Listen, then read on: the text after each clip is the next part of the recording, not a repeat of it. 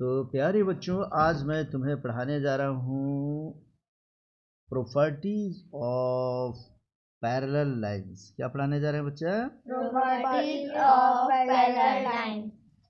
तो इस तरीके से आज हम जो पढ़ेंगे वह होगा प्रॉपर्टीज ऑफ पैरेलल लाइंस। तो चलो, प्रॉपर्टीज का मतलब होता है गुण। प्रॉपर्टीज का मतलब क्या होता है? गुण। और पैरेलल लाइंस का मतलब होता है समानांतर रेखा। क्या होता है बच्चे? समानांतर रेखा। तो चलो हम लोग समानांतर रेखा थोड़ा सा पढ़ेंगे और पैरेलल लाइंस के बारे में पढ़ने जा रहे हैं। ठीक है बच्चे? Yes sir. अगर प्रॉपर्टीज का मतलब क्या होता है बोलो? गुण। पैरेलल लाइंस का मतलब क्या होता है बच्चा? समानांतर रेखा। समानांतर रेखा। रेखा। ये समानांतर रेखा या पैरेलल लाइंस किसे कहते हैं, सबसे पहले हम ये जानेंगे। ठीक है बच्चों? तो ये लो, हमने एक बोर्ड ले लिया और इसी पर अब हम पढ़ेंगे। ठीक है बच्चों? चलो, यदि किसी दो रेखा को, एक ये रेखा हमने आगे बढ़ा दिया, देख रहे हो ना तुम लोग? इसी के नीचे एक और रेखा हम बढ़ाते हैं। अगर इस रेखा को आगे की तरफ हम बढ़ा दें, चाहे जितना भी लंबा हम बढ़ाएं, या पीछे की तरफ बढ़ाएं, चाहे जितना भी लंबा इसको बढ़ा दें, आगे या पीछे बढ़ाने पर इसकी दूरी सेम रहती है। कितनी दूरी रहती है? यहाँ भी डिस्टेंस सेम है और यहाँ भी डिस्टेंस इसका क्या है जी? सेम। मतलब ये इसको आगे बढ़ाए तब, आगे बढ़ाए तब, या इसको पीछे बढ़ाए तब, यदि ये आपस में कभी भी न मिले, क्या हो जाए जी? न मिले माने दोनों कभी एक दूसरे को इंटरसेक्ट न करें, तो वैसी रेखा को ही हम क्या कहते हैं जी? समानांतर रेखा। क्या कहेंगे जी? समानांतर रेखा। इसे समांतर रेखा या समानांतर रेखा दोनों के नाम से जानते हैं। ठीक है बच्चे? फिर से समझो, यदि कोई भी रेखा हो, हम ऊपर या नीचे की तरफ बढ़ाते हैं। कहाँ बढ़ा रहे हैं जी? ऊपर या नीचे।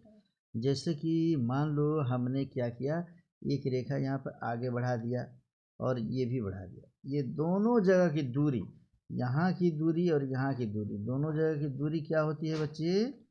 सेम होती है। यही इसकी खासियत होती है। तो अगर कोई रेखा, अगर इसको तिरछा काट दे, क्या ऐसे काट दे जी? तिरछा। माने इसको, तो इसको हम तिर्यक छेदी रेखा कहते हैं। क्या कहते हैं बच्चे? तिर्यक छेदी रेखा। तिर्यक छेदी रेखा। तिरछक, तिर्यक का मतलब होता है तिरछा और छेदी का मतलब होता है छेद करने वाली। देखो, अगर यह मान लो कि एल रेखा है और यह एम है, इसको और ठीक से हम समझते हैं। इसको देखो, खूब बढ़िया समझो कि हमने क्या किया, यहाँ एक लाइन यहाँ खींचा और एक लाइन यहाँ, इसको एक तिरछी रेखा आकर काट रही है, तो इसे हम कौन सी रेखा बोलेंगे? तिर्यक छेदी। तिर्यक छेदी रेखा को हम क्या बोलते हैं? तिर्यक छेदी रेखा। तो तिर्यक छेदी रेखा को इंग्लिश में कहते हैं हम लोग ट्रांसवर्सल। क्या बोलते हैं जी? ट्रांसवर्सल। ट्रांसवर्सल। अगर है ट्रांसवर्सल लाइन किसे कहते हैं, तो जब किसी रेखा को कोई तिरछी रेखा आकर काटती है, इस तिरछी रेखा को, तिर्यक माने तिरछी, छेदी माने छेद करने वाली, और रेखा को हम क्या बोलते हैं? Transversal line. क्या बोलते हैं जी? Transversal line. तो मानो कि एल और एम ये दोनों समानांतर है, तो समानांतर को लिखते हैं एल पैरेलल एम। ये सिंबल होता है बच्चे। आ रहे समझ में ना? Yes sir. तो अगर इसको, यार एक यहाँ पे पी रेखा जो है, यह ट्रांसवर्सल लाइन है। कौन सी लाइन है जी? Transversal line. तो इस तरीके से यदि किसी दो समानांतर रेखा को, एक ये समानांतर रेखा हो गया, देखो एक ये समानांतर रेखा हो गया एल, और यह समानांतर रेखा हो गया कौन सा है? एम। यह एल है और यह एम है, और इसको पी एक रेखा है जो ट्रांसवर्सल लाइन है। कौन है जी? ट्रांसवर्सल। तिर्यक छेदी रेखा तिरछा आकर इसको छेद करते हुए निकल रही है, तो यह चार कोण ऊपर बनाती है। 1 2 3 4। ऐसे ही चार कोण नीचे भी बनाती है। 1 2 3 4। कितने? चार यहाँ ऊपर कोण बन गया, चार कोण नीचे, तो चार और चार मिलकर कितने एंगल हो गए? 8 एंगल हो गए बच्चे। इसी 8 एंगल को हम पढ़ लेंगे तो पैरेलल लाइंस की प्रॉपर्टीज विशेषता हमारा हो जाएगा बच्चे, समाप्त हो जाएगा। ठीक है ना। तो अब हम इसको पढ़ना शुरू करते हैं। तैयार हो बच्चे तुम लोग पढ़ने के लिए? Yes sir. तो देखो खूब ठीक से, यह एक एल कोई रेखा है और इसी के पैरेलल यहाँ पे हमने एक और रेखा खींच दिया एम। हम सिंबल में लिखेंगे एल पैरेलल एम। आ रहा समझ में? Yes sir. तो और अगर इसको एक तिर्यक छेदी रेखा माने ट्रांसवर्सल लाइंस एक काट दिया यहाँ पे, तो इस तरीके से इसमें कितने एंगल बनते हैं बोलो? एंगल 8 बनेंगे। कितने एंगल बनेंगे? 8। देखो इसको हम कहते हैं, मान लो इसको कह दिया 1 और ये हो गया 2, ये हो गया 3, ये हो गया 4। पहले लाइन में 4 बन गया। अब उसी तरीके से दूसरे लाइन में देखो, ये हमने मान लो बना दिया 5, ये बनाया 6, ये बन गया 7 और ये बन गया 8।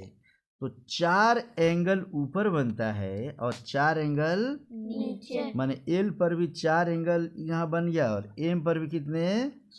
4 एंगल बने। तो इस एंगल का नाम होता है बच्चे, देखो खूब बढ़िया समझते चलना इसको क्या क्या बोलते हैं।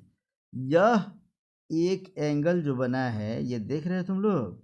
Yes sir. सेम इसी टाइप का एंगल नीचे बना है यहाँ पर, देखो ये और ये। तो एंगल 1, इसे समझो, एंगल 1 और एंगल 5 ये दोनों एक जैसे देखने में लग रहे हैं, दिखाई दे रहा है जी? Yes sir. तो ऐसे एंगल यदि किसी समानांतर रेखा को, किसी पैरेलल लाइंस को यदि कोई ट्रांसवर्सल लाइन काटती है, तो देख लो यहाँ पे एक इसके संग ये बना है, इसके संग माने इसके जैसा नीचे बना है ना जी।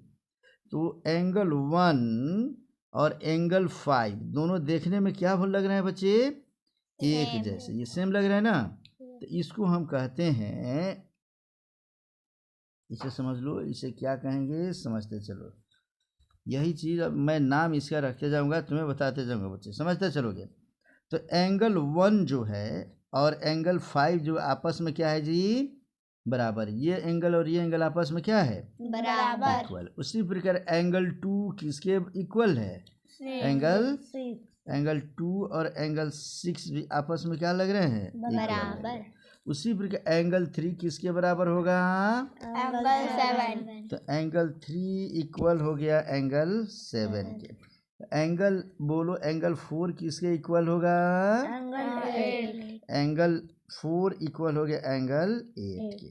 तो इस प्रकार के बने हुए कोण जो एक जैसे दिखाई दे रहे हैं संग में, इसको हम कहते हैं संगत कोण। क्या कहते हैं बच्चे? संगत कोण। संगत कोण हमेशा आपस में बराबर होते हैं। संगत कोण आपस में बराबर होते हैं। इसी को इंग्लिश में कहते हैं करस्पॉन्डिंग एंगल। क्या बोलेंगे बच्चे? Corresponding angle. करस्पॉन्डिंग, क्या बोलेंगे? करस्पॉन्डिंग। उसके बाद बोलेंगे एंगल्स। क्या बोलेंगे? एंगल्स। चूंकि इसमें एक एंगल यहाँ है और एक एंगल यहाँ, तो आप बोलेंगे एंगल 1 और एंगल 5 इक्वल है। ये दोनों कौन से एंगल कहलाएंगे? Corresponding angle. 2 और 6 इक्वल है, कौन से एंगल कहलाएंगे? Corresponding angle. कोड 3 एंगल 3 किसके इक्वल होगा? 7। इसे कौन से एंगल बोलेंगे? Corresponding angle. और एंगल 4 एंगल 8 के इक्वल है, तो इसे कौन सा एंगल कहेंगे? Corresponding angle. समझ में आ गया बच्चा? ऐसा कभी भी अगर हम कहें कि करस्पॉन्डिंग एंगल क्या होता है बता लोगे तुम लोग? Yes sir. अब फिर से हम इसको अगला करस्पॉन्डिंग एंगल को इंग्लिश में, हिंदी में क्या बोलेंगे? संगत कोण। तो किसी भी समानांतर रेखाओं में संगत कोण आपस में बराबर होते हैं, अर्थात करस्पॉन्डिंग एंगल्स आपस में इक्वल होते हैं। इतना समझ में आ गया बच्चा? Yes sir. अब फिर से एक बार इसका दूसरा प्रॉपर्टीज हम पढ़ रहे हैं, ठीक है ना जी? फिर से कौन सा प्रॉपर्टीज पढ़ रहे हैं जी? दूसरा। चलो तो दूसरा प्रॉपर्टीज पढ़ लो बच्चे, ठीक है? ये लो थोड़ा सा मैं अब फिर पेज 100% पे कर लूँ, अब तब मैं बताता हूँ। ठीक है बच्चे। पूरा छोटा करना चलो तो अब हम पढ़ रहे हैं, ठीक है ना। कौन सा क्या पढ़ने जा रहे हैं बोलो। अगला अगला गुण इसका पढ़ेंगे, ठीक है ना जी। यस तो यहाँ ठीक से समझो, हमने क्या किया कि यहाँ पे एक लाइन ऊपर हमने खींचा, माना यह एल है, इसी के पैरेलल में खींच दिया हमने एम, और एक इसमें से ट्रांसवर्सल लाइन तिर्यक छेदी रेखा हमने खींच दिया, मानो कि ये पी है। क्या है जी? पी। तो इस तरीके इस पर एंगल बन रहा है कितना, देखते जाओ। 1 2 3 एंड 4। यहाँ बना क्या? 5 6 7 और 8। ठीक है बच्चे। तो अभी रुक जाओ, तो अब इसमें देखो, अब इसमें हम कहते हैं दूसरा एक कोण होता है जिसको हम कहते हैं एकांतर कोण। अब की बार हम क्या पढ़ने जा रहे हैं जी? एकांतर कोण। एकांतर कोण। एकांतर का मतलब होता है एक प्लस अंतर। क्या होता है जी? एक प्लस अंतर। माने एक अंतर के बाद, माने एक के बाद वाले कोण को हम एकांतर कोण कहते हैं। इसको अंग्रेजी में हम लोग कहते हैं अल्टरनेट एंगल्स। क्या बोलेंगे जी? Alternate angles. इसको बोलेंगे अल्टरनेट एंगल्स। क्या बोलते हैं जी? Alternate angles. जैसे देखो यहाँ पे यह एक है, एक के बाद समझो कि हम 2 को छोड़ देंगे तो इधर आ जाएगा तो 3, तो 1 और 3 यह भी अल्टरनेट एंगल कहला जाएगा। आ रहा समझ में ना जी? खूब बढ़िया समझो। अगर हम इस 3 को कहें, 3 के बाद अगर हम नीचे आ जाते हैं तो 3 के बाद इधर 6 आता है, 6 को छोड़ देंगे तब आ जाएगा हमारा 5, 3 और 5, ये अल्टरनेट एंगल हो गया। ठीक है बच्चे। 6 और 4 और 6 कौन से एंगल हो गए? Alternate angle. क्योंकि 4 के बाद इधर से आएंगे तो 5 छोड़ देंगे, तब क्या आएगा हमारा 6। समझ रहे हो तुम लोग? तो ये 2 प्रकार तो होते हैं। एकांतर कोण कितने प्रकार के होते हैं जी? 2 प्रकार के। कौन कौन होते हैं यहाँ ठीक से समझो। एक रेखा हमने यहाँ खींचा, दूसरी रेखा यहाँ खींच दी, और ये तिर्यक छेदी रेखा ट्रांसवर्सल लाइन हमने खींच दिया बच्चे। तो देखो 1 2 3 4 5 6 और हो गया 7 और 8। तो ये 2 प्रकार के एंगल होते हैं। अल्टरनेट एंगल कितने होते हैं? 2 प्रकार के। अगर इस पैरेलल लाइंस के अंदर, इस दोनों के अंदर अगर एंगल बने हैं तो इसके अंदर में 4 एंगल बने हैं। कौन कौन? एंगल 3 और एंगल 4, और नीचे ये एंगल 6 और एंगल 5। तो अंदर बने हैं ना, तो जब अंदर बनते हैं तो इसको कहते हैं हम लोग अल्टरनेट इंटीरियर एंगल। क्या बोलते हैं जी? Alternate interior angle. इसको बोलते हैं हम लोग अल्टरनेट, क्या बोलेंगे? Alternate interior. क्या बोलेंगे? Interior angle. अगर इसके बाहर की तरफ, माने इस दोनों लाइन के अंदर नहीं, ऊपर और इधर ऊपर बाहर की तरफ जो एंगल बनता है उसको इंटीरियर की जगह हम एक्सटीरियर बोलते हैं। क्या बोलते हैं जी? एक्सटीरियर। एक्सटीरियर। इंटरनल का, इंटीरियर का मतलब होता है अंतः। क्या बोलते हैं जी? अंतः। अंदर वाले को कहते हैं अंतः, अब बाहर वाले को कहते हैं बाह्य। बाहर वाले को क्या कहते हैं? बाह्य। इसलिए अंदर वाले को कोण को कहते हैं हम लोग एकांतर अंतः कोण। क्या बोलेंगे? एकांतर अंतर कोण। एकांतर अंतः कोण को इंग्लिश में कहते हैं अल्टरनेट इंटीरियर एंगल। क्या बोलेंगे? Alternate interior angle. और देखो इस लाइन के बाहर 1 2 7 8 ये 4 एंगल जो है इसको हम कहते हैं एक्सटीरियर एंगल। क्या बोलते हैं? अल्टरनेट ये एक्सटीरियर एंगल हो गया। ठीक है ना जी। 3 4 5 6 इसको हम अंतः कोण बोलेंगे। अब 1 2 7 8 को हम क्या बोलेंगे? बाह्य कोण। माने दोनों लाइन के, इस दोनों लाइन के अंदर वाले कोण को अंतः बोलते हैं, इस दोनों लाइन के बाहर वाले कोण को बाह्य बोलते हैं। इतना समझ में आ गया बच्चे? Yes, sir. तो इसकी प्रॉपर्टीज क्या होती है इसे समझो, खूब ठीक से समझोगे बच्चे। यह हमने लाइन खींच दिया, ठीक है, और हमने ये लाइन खींची। तो हमने बोला था कि संगत कोण आपस में बराबर होते हैं, माने करस्पॉन्डिंग कोण। जैसे यह कोण और ये, देख लो बच्चे, यह कोण और यह कोण आपस में क्या होगा? बराबर। 1 2 3 4 5 6 7 8 अगर हमने लिख दिया तो बराबर कौन कौन होगा? 1 और 5, क्योंकि ये दोनों के दोनों कौन से कोण है जी? कॉरेस्पॉन्डिंग है। क्या है जी? Corresponding. एंगल, ठीक है ना। 2 और 6 इक्वल होंगे, क्योंकि ये दोनों कौन से एंगल हैं? Corresponding angle.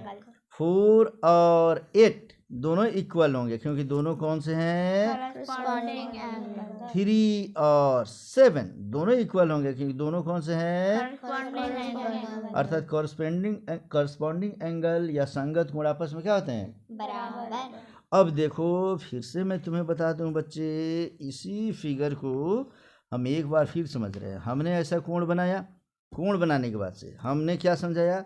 यह पैरेलल लाइन है, तो इसके अंदर वाले कोणों को हम लोग इंटीरियर बोलते हैं। क्या बोलते हैं? इंटीरियर एंगल, ठीक है। और इस तो इंटीरियर एंगल में कौन कौन आ जाएंगे बोलो? 3 4 5 6। क्या क्या आ जाएगा जी? 3 4 5 6. और इसके अब दूसरा होता है एक्सटीरियर। कौन सा होता है जी? Exterior. इसके एक्सटीरियर एंगल किसे कहेंगे? इसे समझते जाओ। इस अंदर वाले के बाहर, तो बाहर में कौन? 1 2 7 8, तो कोण 1 2 7 8, इसको हम क्या बोलेंगे? Exterior angle. और अंदर वाले को हम क्या बोलेंगे? Interior angle. इतना समझ गया सब ठीक से? Yes, sir. तो अभी तक हम लोग इंटीरियर और एक्सटीरियर समझे थे बच्चे। अब देखो, अब इसी को हम लोग अंतःकोण और बाह्य कोण कहते थे। अब इसको इंग्लिश में एक और नाम आता है, अब उसको समझने जा रहे हैं, ठीक है। देखो Yes. अब हम पढ़ने जा रहे हैं एकांतर अंतःकोण। दो प्रकार के कोण, एकांतर अंतःकोण. अंतःकोण, जिसे हम कहते हैं अल्टरनेट, क्या कहेंगे? Alternate interior angle. क्या बोलेंगे? interior angle. तो ये एकांतर अंतःकोण आपस में बराबर होते हैं। जैसे ये 4 के बाद हम इधर से चले या इधर से चले, अगर इधर से आएंगे तो एक को छोड़ देंगे, एक को क्या करेंगे? छोड़ देंगे. तो 4 के बाद एक अंतर के बाद क्या आ जाएगा? 5। तो कोण 4 एंड कोण 5 आपस में क्या होते हैं? इक्वल होते हैं। माने यह जितना कोण है उतना ही कोण ये है। दोनों एंगल आपस में क्या होते हैं जी? बराबर. अर्थात कोण 5 और कोण 4 और एंगल 5 दोनों इक्वल है, क्योंकि दोनों के दोनों कौन सा कोण है? एकांतर अंतःकोण। कौन है जी? एकांतर अंतःकोण. इंग्लिश में बोलेंगे अल्टरनेट इंटीरियर एंगल। क्या बोलेंगे? Alternate interior angle. तो कोण 4 का इंटरनेट माने समझो अल्टरनेट इंटीरियर एंगल 5 है, तो कोण 6 का एकांतर अंतःकोण क्या? कोण 3 का एकांतर अंतःकोण क्या होगा? 6। अर्थात कोण 3 इज इक्वल टू कोण 6, क्योंकि ये भी एकांतर अंतःकोण है। और एकांतर अंतःकोण आपस में क्या होते हैं? बराबर होते हैं। तो एकांतर अंतःकोण समझ गए बच्चे? अब इसको हम आगे समझेंगे फिर से। देखो खूब बढ़िया समझो। 2 लाइन हमने खींचा, हमने एक इसमें से ट्रांसवर्सल लाइन खींच दिया, एंगल बना 1 2 3 4 5 6 7 8। बता सकते हो इंटीरियर, माने हम नाम रख रहे हैं बच्चे अल्टरनेट। क्या पूछ रहे हैं हम लोग? Alternate interior angle. तो अल्टरनेट इंटीरियर एंगल ऐसे होता है बच्चे, angle 3 is equal to 6, 3 is equal to 6. And angle 4 is equal to Angle 5. because these are alternate interior angle. और जो एकांतर अंतःकोण होते हैं आपस में क्या होते हैं, बराबर। बराबर। वैसे ही अब बाह्य कोण में देखेंगे, फिर हम पढ़ने जा रहे हैं कौन सा, अल्टरनेट, क्या पढ़ेंगे, अल्टरनेट एक्सटीरियर एंगल। इसमें एंगल 1, अब बाहर बाहर वाला देखेंगे, 1 ले लिया तो 2 को छोड़ देंगे, आज बाहर से आएंगे तो क्या मिलेगा, 8। तो एंगल 1 और एंगल 8 दोनों क्या है बच्चे, इक्वल है, क्योंकि ये दोनों कौन कोण है, अल्टरनेट एक्सटीरियर एंगल, एकांतर बाह्य कोण है। इसे क्या बोलेंगे, एकांतर बाह्य कोण। उसी प्रकार अगर मैं कहूँ कि एंगल 2, इधर से आएंगे तो 1 छूट जाएगा, इसके बाद बाहर की तरफ आएंगे तो क्या हो जाएगा, 7। Angle 2 is equal to angle 7। तो बोलो यह एंगल और यह एंगल दोनों आपस में इक्वल है बच्चे, क्योंकि दोनों कौन से कोण है, अल्टरनेट एक्सटीरियर एंगल। उसे रख दो बेटा, समझ गए, यहाँ तक में कोई दिक्कत नहीं ना। अब हम तुम्हें फाइनली समझा रहे हैं बच्चे, अब प्रॉपर्टीज ऑफ पैरेलल लाइन्स हमारा खत्म होने जा रहा है। अब हम इसमें से बताएंगे कंसेक्यूटिव इंटीरियर एंगल। क्या पढ़ने जा रहे हैं बच्चे, कंसेक्यूटिव इंटीरियर एंगल। तो इसे समझो, हमने 2 लाइन ऐसे खींच दिया बच्चे। तो अगर एक हमने इसे ट्रांसवर्सल लाइन खींचा तो देखो 1 2 3 4 5 6 7 8 एंगल्स बन गया ना। तो कंसेक्यूटिव का मतलब होता है लगातार। कंसेक्यूटिव का मतलब क्या होता है जी, लगातार। माने एक ही ओर के 2 अंतःकोण। अगर एंगल 3, कौन सा एंगल 3, और इसके एक ही तरफ के एंगल 5, एंगल 3 और एंगल 5 दोनों को अगर हम जोड़ दें, माने इस एक ही तरफ के बने हुए दोनों अंतःकोणों को हम कहते हैं कंसेक्यूटिव। क्या कहेंगे बच्चे, consecutive consecutive interior angle. Interior angle. क्या बोलेंगे जी, कंसेक्यूटिव इंटीरियर एंगल। एक ही ओर के बने हुए 2 अंतःकोणों का योगफल 180 होता है। कितना होता है जी, 180। अर्थात एंगल 3 और एंगल 5 को अगर हम जोड़ दें तो वैल्यू कितना आना चाहिए, 180।